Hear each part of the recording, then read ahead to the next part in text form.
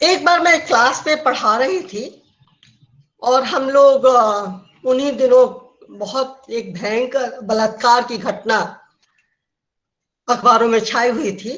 तो क्लास में सब लोग बात कर रहे थे कि कैसे लोग होते हैं, कैसे लोग होते हैं, ऐसा करते हैं।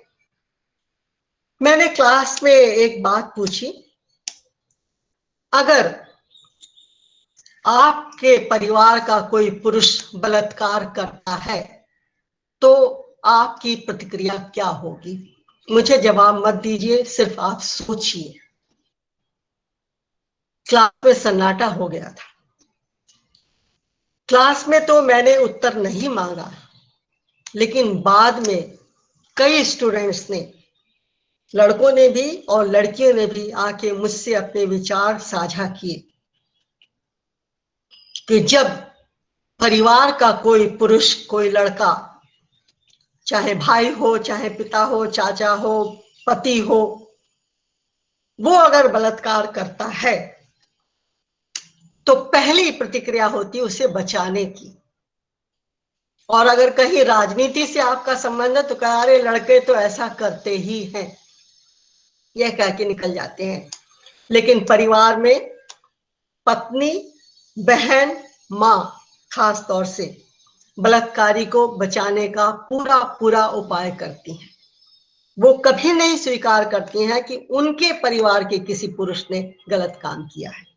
किसी और ने किया है तो खूब चिल्लाएंगी, चीखेंगी, गालियां देंगी, नारीवाद तुरंत खड़ा हो जाएगा वहां पर। लेकिन अपने घर में अगर किसी पुरुष ने ये कुकर्म किया है तो उसे बचाना ही वो सुरक्षित समझती हैं, क्योंकि वो एक तो सामाजिक रूप से कंडीशनड होती हैं, दूसरे कई स्त्रियां आर्थिक रूप से भी अपने ही पुरुषों पर निर्भर होती हैं और भय भी होता है उनके अंदर इस कारण। खैर, तो यहां पर हम बात करेंगे 4 फिल्मों की। उयरे जो मलयालम फिल्म है, उयरे का अर्थ होता है ऊंचाई पर, ऊंचाई पर। और इसकी नायिका पल्लवी, इस पर मैं विस्तार से आगे बात करूंगी। वांग, वांग शब्द का प्रयोग हिंदी में ही प्रयोग होता है, थोड़ा सा रूप बदल के हम लोग बांग कहते हैं। बांग कहते हैं, 2 जगहों पर इसका प्रयोग करते हैं। एक तो मुर्गा सुबह सुबह बांग देता है, दूसरा मस्जिद से मौलवी बांग देता है, जिसे अजान भी कहते हैं। ये वही शब्द है, मलयालम में से वांग कहते हैं, और अजान के रूप में ही इसका प्रयोग इस फिल्म में हुआ है। मलयालम में मुर्गे के लिए बांग शब्द का प्रयोग नहीं होता है, सिर्फ मस्जिद से मौलवी जब पुकार लगाता है उसी को वांग कहा जाता है, जिसको अजान भी कहते हैं। पुनश्च बांग्ला फिल्म है, और पुनश्च का अर्थ फिर से होता है। इसकी नायिका मोहना है। यहाँ पर दोनों ही उम्र दराज हैं। पहले की दोनों नायिका पल्लवी और रजिया छोटी है। रजिया तो बहुत ही छोटी लड़की है, किशोरी है। पल्लवी वयस्क है, लेकिन वो भी कम उम्र की है। मोहना उम्र दराज स्त्री है, वो प्रोफेसरशिप से रिटायर्ड हो चुकी है। तो यहाँ पर एक उम्र दराज स्त्री है, एक किशोरी है, और एक युवती है। चौथी फिल्म जो है stand up, stand up English का शब्द है, लेकिन उसका अर्थ हम जानते हैं खड़े हो जाना। कीर्ति उसकी नायिका है। कीर्ति रजिया से बड़ी है, पल्लवी के आसपास की उम्र की है। तो इन 4 फिल्मों पर मैं बात करने वाली हूं और विस्तार से बात करने वाली हूं।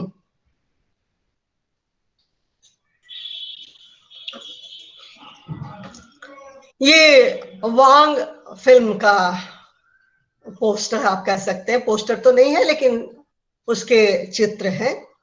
वांग अजान, ये इसी साल की फिल्म है। बन तो ये पिछली साल गई थी, लेकिन पिछली साल रिलीज नहीं हो पाई कोरोना की कृपा से।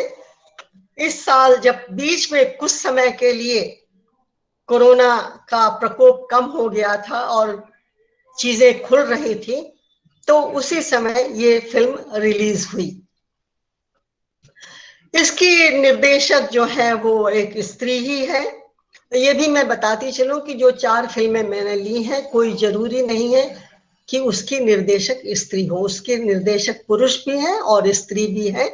वांग फिल्म की निर्देशक स्त्री है, उनका नाम है काव्या प्रकाश। ये उनकी पहली फिल्म है और इसमें जिन लोगों ने अभिनय किया है वो अनश्वरा राजन, यही रजिया बनी है। यही युवती है जिसका फोटो भी आप यहाँ पर देख रहे हैं। नंदना वर्मा उसकी सहेली है। असल में क्लास में 4 लड़कियां हैं, ये लोग अभी अभी कॉलेज गई हैं। ये 4 लड़कियां हैं जो दोस्त हैं, और इनकी टीचर कहती है कि ये आपका कॉलेज का आखिरी साल है, आपके मन में सबसे मजबूत जो इच्छा है उसको इस साल जरूर पूरा कर लेना।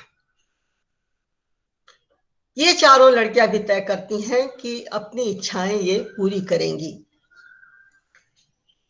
जो 3 सहेलियां हैं रजिया की, उनकी इच्छाएं बहुत सामान्य सी इच्छाएं हैं। एक की इच्छा अपने एक बुजुर्ग पुरुष शिक्षक के को गले लगाने की है, क्योंकि उसे देखते ही उसे अपने पिता की याद आती है और वो काम कर लेती है। वो उस शिक्षक के गले लग जाती है, हालांकि बाहर वाले लोग सोचते हैं जने क्या हो रहा है। दूसरी सहेली भी ऐसी छोटी सी इच्छा रखती है और वो भी अपनी इच्छा पूरी करती है। तीसरी भी अपनी इच्छा पूरी करती है। लेकिन जो रजिया है, जो हीरोइन है, जो नायिका है हमारी फिल्म वांग की, उसकी इच्छा बहुत सामान्य सी है।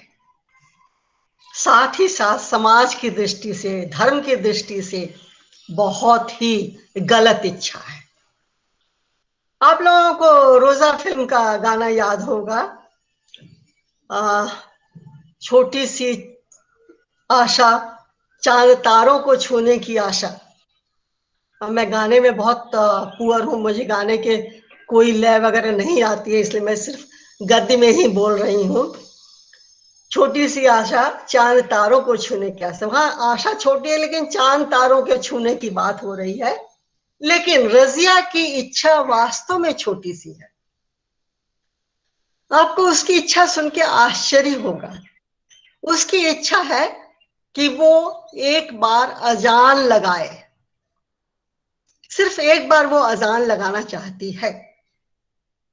लेकिन आप सोचिए, क्या समाज इसे स्वीकार करेगा कि एक स्त्री, एक लड़की मस्जिद का जो काम मौलवी करते हैं, पुरुषों के अधिकार में है, पुरुषों का उस पर वर्चस्व है, उसको एक लड़की करे, वो अजान दे, वो वांग दे। और ये बात शायद दबी रह जाती, लेकिन आज के बच्चे जैसे होते हैं, इसकी एक सहेली, तीनों और लड़कियों में से एक लड़की, वो हमेशा फेसबुक पर और हमेशा सोशल मीडिया पर रहती है और वो बड़ी खुशी से इसको साझा करती है कि रजिया की इच्छा है कि वो वांग दे, वो अजान लगाए। और सोशल मीडिया पर जब चीजें जाती है तो अर्थ का अनर्थ होता है। तुरंत तमाम लोग खड़े हो जाते हैं। उसके पिता को धमकी मिलने लगती है। पिता की भूमिका विनीत नाम के एक्टर ने की है, जो कि मलयालम के बहुत ही प्रसिद्ध एक्टर हैं। पिता को धमकियां मिलने लगती हैं, रजिया का सिर काटने की बात होने लगती है। मौलवी और समाज के और लोग मिलकर के सभा पंचायत करने लगते हैं कि इस तरह की लड़की का क्या किया जाए जो ऐसी ऊटपटांग इच्छा रखती है, ऊटपटांग काम करना चाहती है। इस फिल्म की विशेषता यह है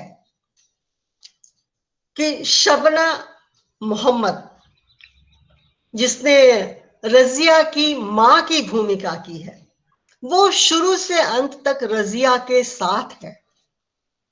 उसने देखा है कि बचपन से अजान सुनते ही रजिया को कितना सुकून मिलता है और उसे उसमें कोई बुराई नहीं नजर आती है। और फिल्म एक और मजबूत बात दिखाती है कि पुरुष तो इसके खिलाफ है, पिता भी खिलाफ है, मां लेकिन साथ में है, साथ ही साथ उसकी दादी भी उसके साथ है। उसकी दादी को भी इसमें कुछ आश्चर्य नहीं लगता है, वो भी इसके पक्ष में है। अगर उसकी इच्छा है तो क्या बुरी इच्छा है। खैर, ये फिल्म दिखाती है कि कितनी अड़चने आती हैं, लेकिन रजिया की पढ़ाई छुड़ाने की बात आ जाती है, पढ़ाई एग्जाम नहीं देने की बात आती है। कॉलेज उसको सिर्फ परीक्षा देने की सुविधा देता है। प्रिंसिपल भी कहते हैं, वो नहीं कहते कि उन्हें गलत लग रहा है कि सही लग रहा है, लेकिन वो कहते हैं कि रजिया के जीवन पर खतरा है और उस रिस्क को मैं नहीं ले सकता हूं, इसलिए रजिया को कॉलेज नहीं आना है। प्रिंसिपल ने भी पल्ला झाड़ लिया, लेकिन उन्होंने कहा कि वो परीक्षा दे सकती है। बहुत बड़ी बात है। रजिया, आप सोचिए कि इस मन स्थिति में जब चारों ओर से उसके ऊपर आक्रमण रहा है, वो घर से निकल नहीं सकती है, किसी से बात नहीं कर सकती है, उसके पास से मोबाइल ले लिया गया है, तब वो पढ़ाई में कैसे ध्यान देगी। लेकिन पढ़ाई से भी ज्यादा उसे लग रहा है कि उसे तो अजान देनी ही है, उसे तो वांग देनी ही है। और फिल्म दिखाती है कि वो अपनी इच्छा पूरी कर पाती है।